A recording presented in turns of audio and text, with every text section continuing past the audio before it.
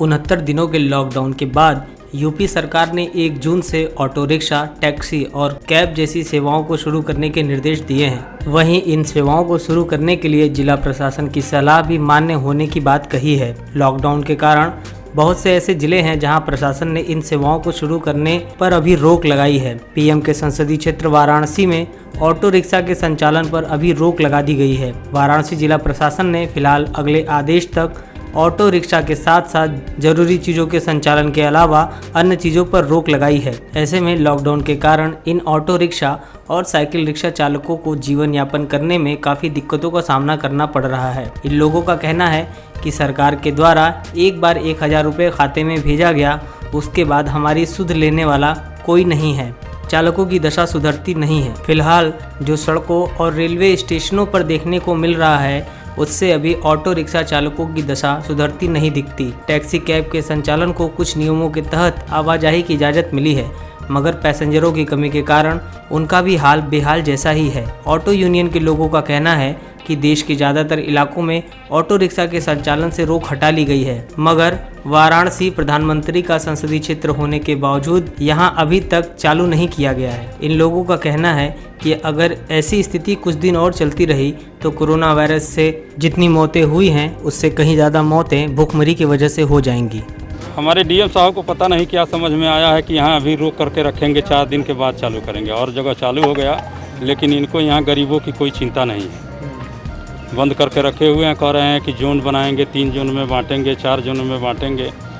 4800 गाड़ियाँ हैं, इतना बड़ा शहर है, उसको 4 जोन में बांटने की कोई आवश्यकता नहीं है। हम गरीबों के खाते में एक बार 1000 रुपया भेज दिया गया, इसके बाद हम लोग की कोई सूद लेने वाली नहीं है।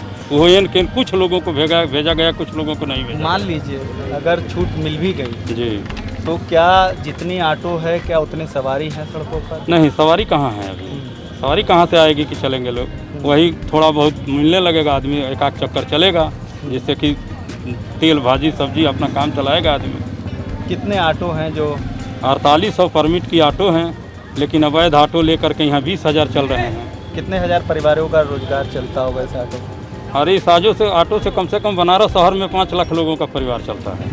तो क्या मानते हैं कि खुलने के बाद भी सवारी नहीं है, ऐसी कुछ चीज़ें? हाँ, एकदम रोजी रोटी पर भी समस्या है। अभी कहाँ से कोई सवारी आ ही नहीं रही है, कहाँ से होगा।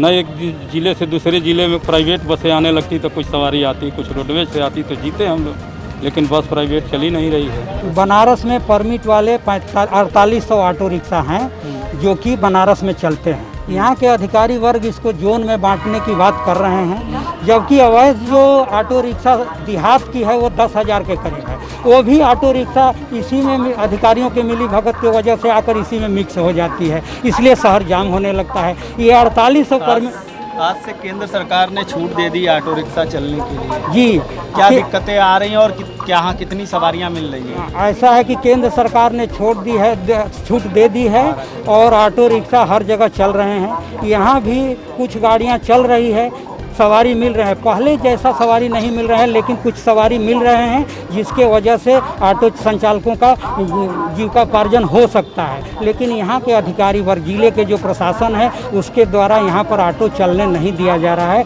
इसलिए हम लोग भुखमरी के कगार पर हैं। कितने दिन का टाइम मांगा गया? अभी जो है ये लोग कह रहे हैं कि 7 तारीख तक लॉकडाउन रहेगा, और देखिए हम लोग कभी कोई कह रहा है कि 4 तारीख तक रहेगा।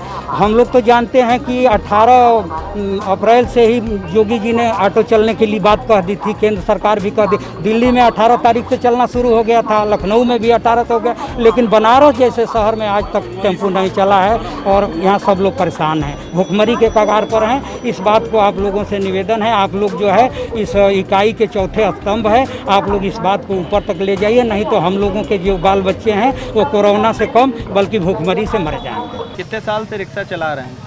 यही 5-7 साल से। क्या दिक्कतें हैं? आज से तो शुरू हो गई, रिक्शा संचालन शुरू कर दिया गया। शुरू गया तो सवारी तो नहीं है, सवारी सब बस से जा रहे हैं, बस के बाद भी सवारी नहीं है, हम लोग बैठे हैं। कितने साल से चला रहे थे आप? यही 8-10 साल से चला रहे हैं। क्या कभी ऐसा हुआ कि ऐसी दिक्कतें आई? नहीं, ये तो पहली बार है। सवारी और दिक्कत आए, मगर इससे बुरा दशा यही हुआ। राहत तो मिली हम लोगों को सरकार के गाइड रूल हम गाइडलाइन में भी आया कि आज से शुरू हो रही है 31 तारीख के बाद। हम लोग अपने अपने घर से निकल करके आए हैं, लेकिन यहाँ पे सवारी बिल्कुल आदमी दिखलाई नहीं दे रहे किसको लेकर के जा रहे हैं। हम लोगों की स्थिति जो पहले थी आज से 2.5 महीना पहले वो ही आज भी है। क्या मानते हैं इसे? इसको मानते हैं कि आदमी का आवागमन नहीं है, अगर आदमी का आवागमन भी है तो जो सभी ट्रेन से लोग आ रहे हैं तो उनकी सेवा के लिए बस वस लगी हुई है, सब उसी सब में चले जा रहे हैं हम लोग। टैक्सी ड्राइवर हैं यहाँ? जी हाँ, टैक्सी ड्राइवर। पेश है न्यूज बकेट हिंदी मासिक पत्रिका। पढ़ें इस महीने की पूरी खबर विस्तार से हमारे न्यूज बकेट की मैगजीन में। हमारी ई मैगजीन को मुफ्त में पढ़ने के लिए अभी लॉगिन करें www.newsbucket.in पर। इसके अलावा रोज की ताज़ा खबरों के लिए हमारे YouTube चैनल को तुरंत सब्सक्राइब करें।